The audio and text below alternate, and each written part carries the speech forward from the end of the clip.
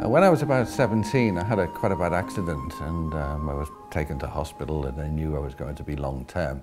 These days, of course, that would be only a few weeks, but then I actually spent just over a year in hospital. It was an old hospital in a place called Leasowe in England, of course, and it used to be an old TB hospital and other interesting diseases and in different wards spread over quite a big area.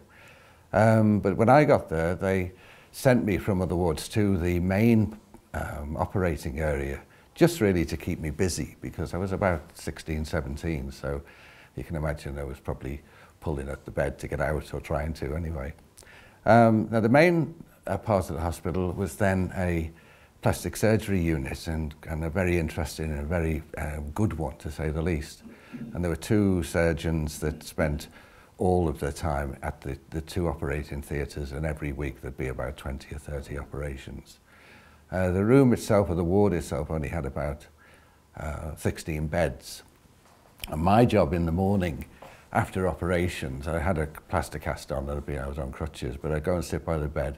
And as they woke up from their operations, the men who were having, mainly men, who were having operations that day, I would hold a sick pan for them and also light their cigarettes for them. Now, the very idea these days of people having plastic surgery and smoking is just ridiculous, because their skin contracts. All that's another story.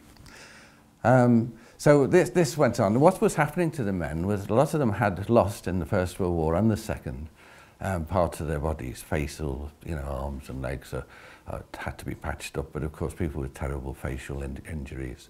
And they would make a sausage, if you like, on their stomach, and that was one operation.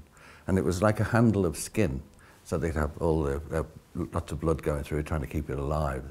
And then the next operation, a few weeks later, would be to take one end away and transfer it to here, so the blood again is moving. And then again, a few weeks later, they'd cut the other end and move it to the face, and then they'd wire their hand up here, and they'd stay like that for a while, and then they'd cut that off and make whatever part of the face. Pretty horrific, to say the least.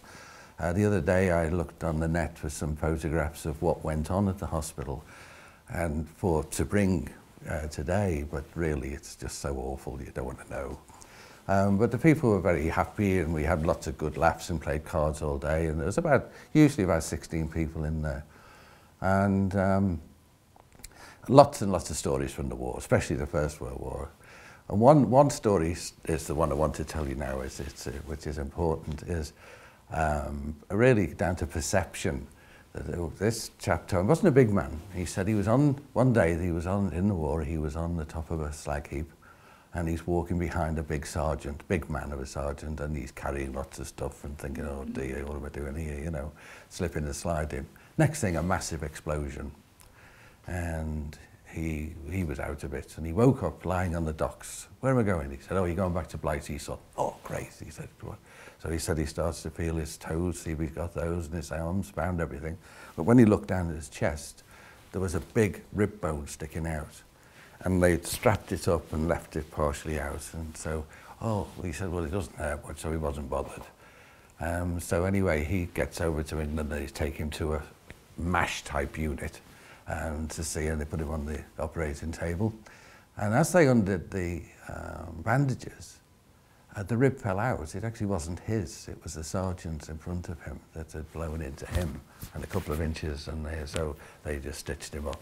He said the only sad bit, as far as he was concerned, 3 or 4 days later, he's back at the front. So that's my story. So thank you for listening.